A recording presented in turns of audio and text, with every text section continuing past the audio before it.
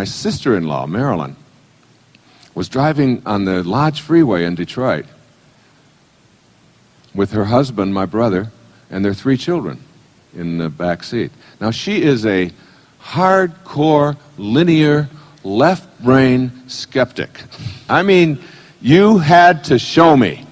Otherwise, it doesn't exist for her. Medicine was her model. Anything that has to do with the mind, very skeptical.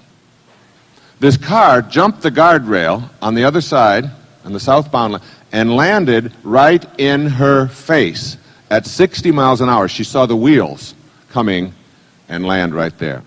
Every bone in her face was broken. Her kidneys were punctured. She had internal bleeding and was in intensive care for 13 weeks. They took her into the hospital unconscious.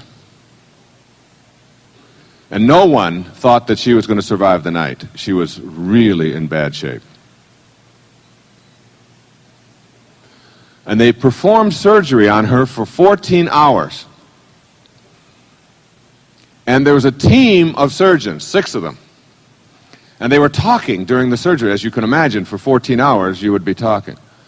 My sister-in-law reported to me in 1971, when I was 31 years old, and just sort of starting on this path, that she watched the entire surgery. She said, Wayne, you're the only person, you're the only weird one in the family. All right? And you're weird enough to believe this, you know.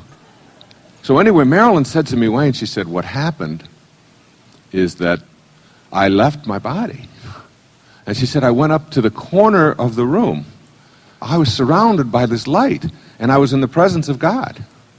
It was like a consciousness. It was like, I can't describe it because it doesn't have boundaries. It didn't have form, but it was a magnificent light. And I was there, and there was this tunnel. And I could have gone through this tunnel, and I had the choice, and it was so peaceful, and it felt so good. It was the most blissful I've ever been in my life.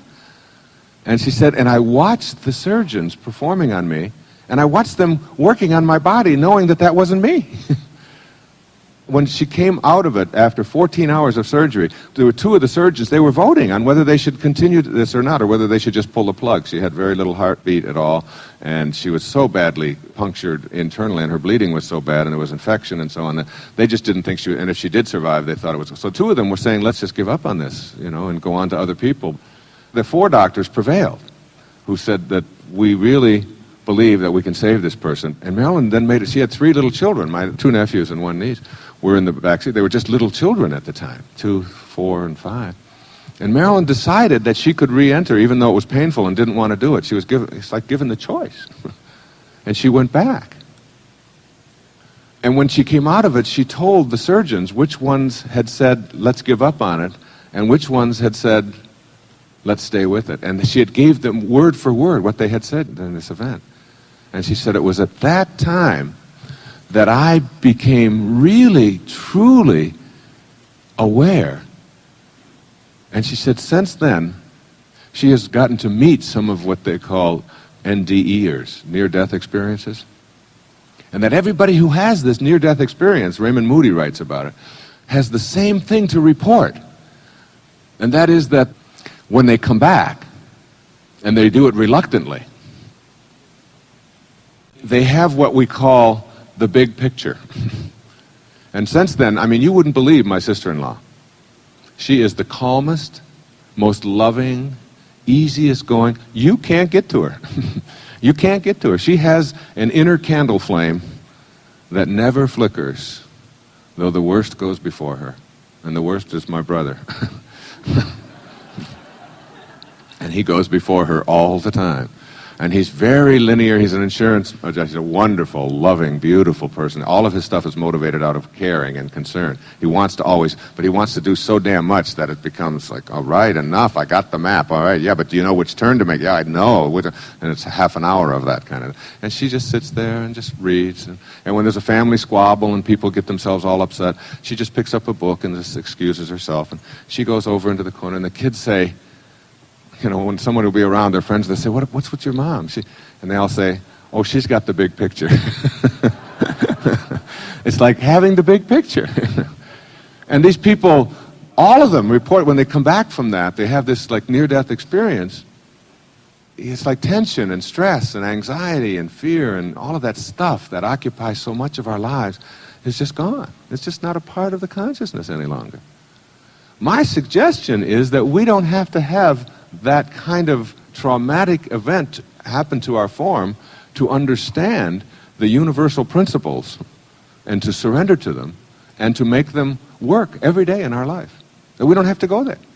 That we can unmuddle all of this metaphysical psychobabble, jargons kind of stuff and begin to live the spiritual life and have the understanding that we are truly spiritual beings having a human experience, and that the quality of that human experience is only available to us through our thoughts, through our mind, through our divine connection. And that whatever your religious belief, whatever label you place on yourself, try not to think of yourself as Christian.